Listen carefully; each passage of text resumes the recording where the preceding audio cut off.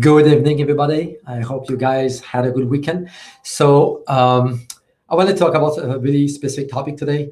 As I was researching about my books on veganism and vegetarianism and the impact of these diets on the health and human body, I came across this really interesting paper, which is about soy, right? A lot of vegan and vegetarian believe that soy is a good option for protein sources, but there's so much confusion out there. It's ridiculous, actually.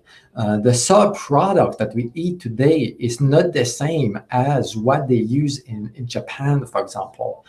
There's a bit of research on that, the comparison, the sources, the tofu, the natto, the tempeh that you get over there. It's actually a whole food. It's non-processed. It may take a few years actually to come out with that product. Like natto, it takes a couple of years. Same thing with tofu, it takes months and months.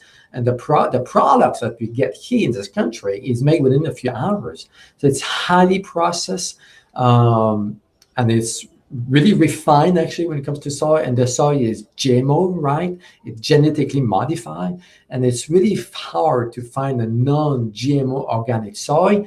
Even though if you may find some, you don't know, it may actually be GMO. Same thing with corn, organic corn. I don't trust it because there's so much cross-contamination between the fields from the wind, the seeds, the grain that can cross-contaminate and be carried over to an organic field. Same thing with soy, so it's highly modified, so it's not really healthy for you.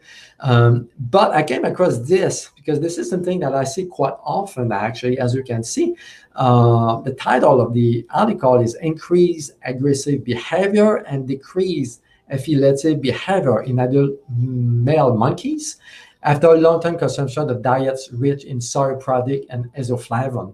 So isoflavone is a hormone disruptor. It's an estrogen-like compound, and that has been shown actually to affect and disrupt your thyroid. This is something I see all the time. Actually, I had this a guy, he was a vegan, and it came, his thyroid was off. There was a lot of issues, but he started to gain weight. So when he switched to a vegan diet, he started to feel good, started to lose weight, and all his issues went away. But on this diet, he was eating a lot of soy, and he didn't know about soy. So at some point, he was diagnosed with hypothyroidism, which doesn't make sense. Nobody in his family has it. For him, it's like, what's going on, right? So, and we find out it was the soy product that started to cause his thyroid to be hypo. And over time, he started to gain weight around the midline, which is typically a sign of estrogen dominance. He started to have a little bit of boobs, the men boobs. So that was another sign that his estrogen was high. And as we figured this out, we found out that the soy was the problem. So he cut out the soy, he added some animal protein to it, and his issues started to resolve. His thyroid problem actually got better, and he got off his medication. Because at the end of the day, it was not a true hypothyroidism. It was induced by food. And one of the main things for him is his behavior changed. I mean, his wife would say that he became irritable. He had up and down mood swing, a little bit like a woman who go through PMF or menopausal changes. So this guy had some behavior changes. And this is, of course, done in monkeys. So the monkeys started to change, irritable, mood swing, impatient. They were really anxious. They were antisocial. So the question is, if these results can be transported to human beings. I would say it's possible because I have seen it in several cases, actually, women, menopausal issues, PMS, like I said, cycle issues. So it could be a factor. It can lead to estrogen dominance, which may make low progesterone, for example. It can affect your thyroid. This is all well documented, actually. Consistent with that, there was another article that came out last week. Researcher in Japan used soybean compound to make catfish 100% female. So they basically fed the same compound, isoflavones, to fish, and all the fish became female. That was a money thing. That was really a financial thing, because female apparently can bring more money, they can make reproduce faster and so on. So there was really a question of making more money, and they used that compound in soybean to make all fish female. And this is another interesting observation, because I have seen this over time as well, as babies or kids or even adults are fed soy. Let me just take this off the screen. So fed soy, they start having some feminine traits, actually.